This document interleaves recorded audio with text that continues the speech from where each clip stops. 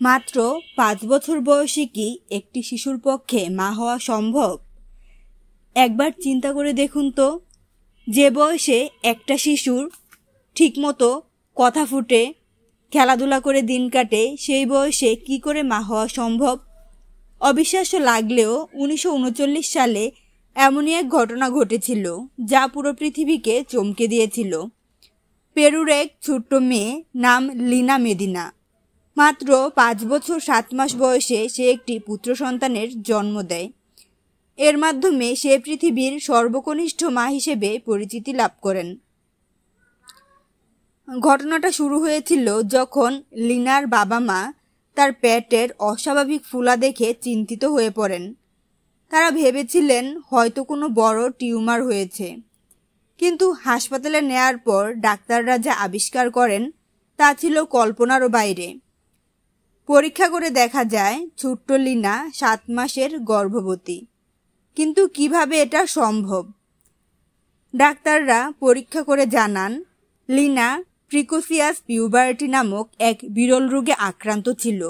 এই রোগের কারণে তার শরীর সময়ের অনেক আগেই পরিপক্ক হয়ে গিয়েছিল, অর্থাৎ তার শারীরিক গঠন অল্প বয়সেই একজন প্রাপ্তবয়স্ক মানুষের মতো হয়ে যায়, যা তাকে গর্ভধারণ করতে সক্ষম করে তোলে।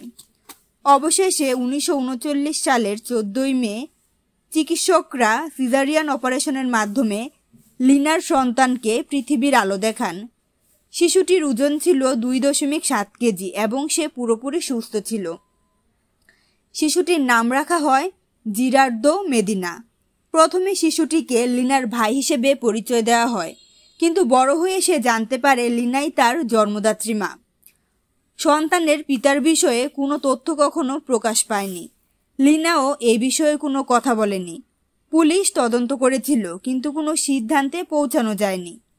তবে এই ঘটনা সমাজকে একবার ভাবিয়ে তোলে শিশুদের নিরাপত্তা, সচেতনতা এবং যত্নের প্রয়োজনীয়তা নিয়ে।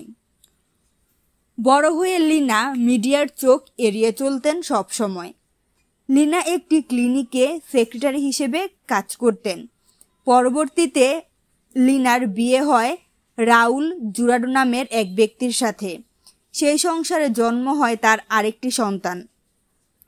তবে প্রথম ছেলে জেরার্ডো মাত্র 40 বছর বয়সে ক্যান্সারে আক্রান্ত হয়ে মারা যায়।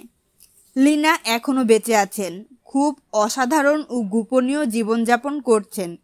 এই ঘটনার কথা তিনি আর কখনো বলেন। ধন্যবাদ।